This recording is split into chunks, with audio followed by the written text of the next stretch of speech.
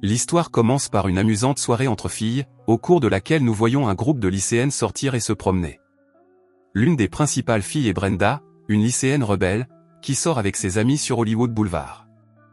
Heather, la jeune sœur de Brenda, qui est innocente et ne peut ni entendre ni parler, se trouve également avec elle.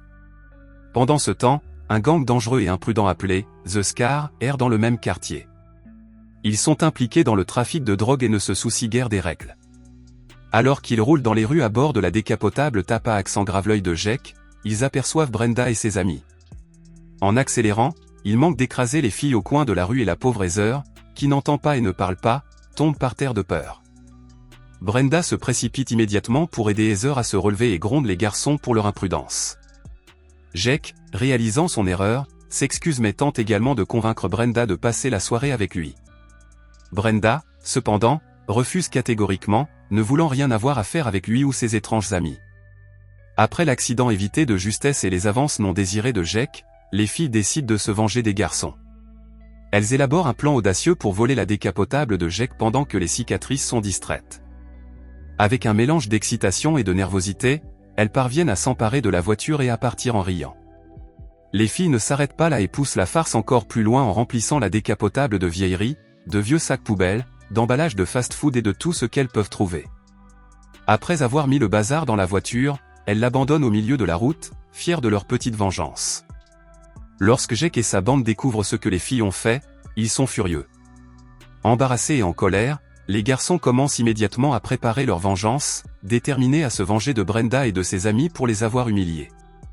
Un jour, alors que Jake et sa bande se promènent dans l'école, ils commencent à semer le trouble en harcelant un élève. Cependant, leurs pitreries sont rapidement interrompues par l'arrivée du directeur de l'école. Il en a assez de leur comportement et leur demande de quitter les lieux immédiatement, faute de quoi il appellera la police. À contre-séure, Jake et sa bande font marche arrière, mais il est clair qu'ils ne sont pas au bout de leur plan de vengeance. Pendant ce temps, dans le gymnase de l'école, les filles sont en pleine séance d'entraînement physique avec leur professeur. Elles sont concentrées sur leur entraînement, mais les choses prennent une autre tournure lorsqu'un garçon nommé Wa arrive. Wa drague Brenda, manifestement intéressé par elle. C'est alors que Cindy, la petite amie de Wa, fait irruption dans la salle de sport. Elle voit Wa flirter avec Brenda et est immédiatement furieuse. Troquant l'indifférence de Brenda pour de l'intérêt, Cindy l'accuse d'essayer de voler Wa. Elles se dirigent toutes vers les vestiaires, mais Brenda reste en retrait un instant. Heather, qui sourit gentiment, lui remet un petit cadeau. Brenda embrasse chaleureusement Heather et la remercie, visiblement touchée par la gentillesse de sa petite sœur. Brenda demande poliment à Heather de l'attendre pendant qu'elle va prendre une douche rapide. Alors que tout le monde quitte le gymnase et que l'endroit devient plus calme, Red arrive. Elle voit Heather seule. Heather, trop confiante et ignorant les véritables intentions de Red, commence à lui parler en langage des signes, espérant être amicale. Il commence à s'approcher trop près de Heather, essayant d'être physiquement intime avec elle. Heather, comprenant que quelque chose ne va pas, prend peur.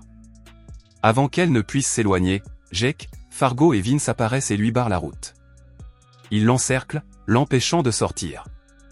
Terrifiée et impuissante, Heather tente de se défendre, mais la bande la submerge. Ils la traînent à l'intérieur et, dans un horrible acte de cruauté, la battent et l'agressent physiquement, la laissant dans une douleur et une peur immense. Pendant ce temps, dans les vestiaires, la tension monte entre Cindy et Brenda. Cindy, toujours en colère contre Wa, affronte Brenda et les deux se disputent vivement. La dispute est rapidement interrompue par l'arrivée du directeur de l'école, alerté par le vacarme. Après la réunion avec le directeur, Brenda et ses amis décident d'aller chercher Heather, qui aurait dû attendre dans l'auditorium. Elles se mettent à sa recherche en l'appelant, mais il n'y a aucun signe d'elle. Alors que la panique commence à s'installer, l'une des filles entre dans les vestiaires et trouve Heather allongée sur le sol, dans un état pitoyable. Plus tard, le médecin l'informe qu'Heather est tombée dans le coma à la suite d'un grave traumatisme. Brenda et sa mère sont désemparées, incapables de comprendre ce qui lui est arrivé. Brenda, le cœur brisé et pleine de colère, veut découvrir qui a fait cela à sa sœur innocente, déterminée à obtenir justice pour Heather. Plus tard dans la soirée, les filles décident d'aller dans une boîte de nuit locale pour essayer de remonter le moral de Brenda. Brenda a toujours le cœur brisé et est bouleversée par l'état d'Heather, mais ses amis sont là pour lui apporter un soutien moral. Alors qu'elles sont assises ensemble, Francine, enthousiasmée par son prochain mariage, commence à parler de ses projets.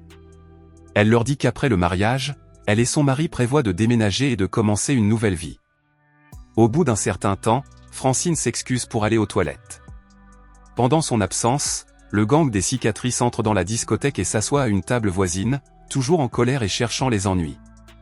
Lorsque Francine revient des toilettes, Fargo la remarque et commence à la harceler, sans tenir compte du fait qu'elle est enceinte. Une bagarre éclate alors que les filles se précipitent pour aider Francine. Dans le chaos, Francine parvient à s'emparer du couteau de Jake. Elle le balance sur lui et lui coupe le visage, se libérant ainsi de l'emprise de Fargo. Se rendant compte qu'ils sont en infériorité numérique, les Scars décident de battre en retraite et de quitter le club. Le lendemain, Brenda est assise en classe, mais son esprit est loin de la leçon. Elle regarde fixement ses livres, complètement désintéressée par ce qui est enseigné. Elle ne pense qu'aux criminels qui ont blessé sa sœur. Dans les vestiaires, Brenda s'apprête à partir lorsqu'Oa s'approche à nouveau d'elle. À ce moment-là, Cindy arrive et les surprend en train de parler. Elle en tire immédiatement des conclusions et pense que Brenda essaie d'éloigner Oa d'elle. Cindy devient furieuse et commence à crier sur Brenda, l'accusant de flirter avec son petit ami. Plus tard, pendant les cours, Cindy n'a toujours pas digéré l'incident. Elle commence à se moquer de Brenda, faisant des commentaires grossiers pour essayer de la provoquer. Brenda ne peut alors plus se retenir et elle se dispute à nouveau en classe. La dispute s'envenime rapidement et le directeur de l'école est appelé pour gérer la situation. Cette fois, il en a assez de leurs disputes incessantes. Il ne leur donne pas d'autres avertissements, mais suspend Brenda et Cindy de l'école, espérant que cela leur servira de leçon. Pendant ce temps, Vince se précipite vers ses amis d'un air inquiet. Il les informe que la nouvelle concernant Heather se répand dans toute l'école. Jake tente de garder son calme et dit à Vince de se détendre. Il sait qu'ils doivent bien réfléchir. Jake oriente alors la conversation vers sa prochaine cible, en demandant où il peut trouver Francine. Il se souvient qu'elle sort souvent avec ses amis et suggère que Jake pourrait la trouver après l'école. De son côté, Francine se rend dans un magasin pour essayer sa robe de mariée. Cependant, perdue dans ses pensées sur le mariage, elle ne se rend pas compte que les cicatrices sont à proximité et qu'elles observent chacun de ses mouvements. Lorsque Francine quitte le magasin, elle se rend soudain compte que les cicatrices la suivent. Elles se mettent à la poursuivre dans une zone industrielle de la ville, où se trouvent des bâtiments abandonnés et des allées sombres. Francine court aussi vite qu'elle le peut, cherchant désespérément un endroit où se cacher, mais elle se retrouve bientôt acculée par les garçons. Terrifiée, Francine les supplie de ne pas lui faire de mal, mais Jake, sous l'emprise de la colère, ignore sa requête. Il la prend dans ses bras et, dans un moment d'horrible violence, la jette du haut d'un viaduc qui enjambe la rivière Los Angeles. Vince est horrifié par l'acte de Jake et réalise à quel point leur choix était erroné. Accablé de culpabilité, Vince décide de couper les ponts avec les cicatrices, estimant qu'il ne peut plus participer à une telle cruauté. Plus tard, Vince se rend à l'hôpital pour voir Heather. Il entre dans sa chambre, où elle gît dans le coma, et s'excuse en silence, exprimant son regret pour tout ce qui s'est passé. À ce moment-là, Brenda arrive à l'hôpital et trouve Vince dans la chambre, en train de parler à sa sœur. La colère la traverse lorsqu'elle le voit s'excuser auprès d'Heather. Sans réfléchir, elle le plaque contre le mur en lui demandant ce qu'il a fait. Il parvient à la repousser et s'enfuit de la chambre d'hôpital en courant dans le couloir. Ce soir-là, Brenda, furieuse, se rend dans un magasin d'armes où elle achète une arbalète et plusieurs pièges à ours. Elle s'aventure ensuite dans une partie peu peuplée de la ville, où elle repère des cicatrices près d'un entrepôt de textiles abandonné. Pendant ce temps, Jake se méfie de Vince et pense qu'il pourrait ouvrir la bouche à quelqu'un, alors il décide de mettre fin à ses jours. Il demande à Fargo et Red de rester à l'entrepôt pendant qu'il part à la recherche de Vince. Il le trouve en train d'emprunter de l'argent à un ami et l'écrase avec sa voiture.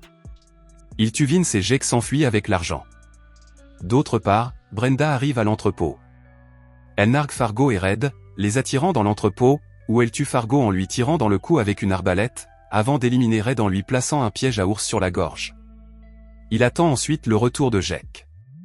À son retour, ce dernier trouve les corps de Fargo et de Red dans l'entrepôt. Jake est choqué et décide de jeter un coup d'œil. Brenda l'appelle et Jake se met en colère lorsqu'il comprend qu'elle a tué ses amis. Il tente de tirer sur Brenda avec un pistolet, mais elle le neutralise en lui tirant dessus avec une arbalète et en le piégeant avec une corde autour des chevilles, la tête en bas. Brenda torture alors Jake sans défense en le poignardant avec un couteau de chasse, mais il parvient à se libérer et l'attaque. Jake poursuit Brenda et la coince dans un atelier de peinture. Lorsque l'alarme retentit, Brenda frappe Jake avec de la peinture inflammable avant d'y mettre le feu. La police arrive alors que Jake, englouti, sort de l'atelier et meurt. Brenda, Heather et les membres survivants des Satines se rendent sur la tombe de Francine.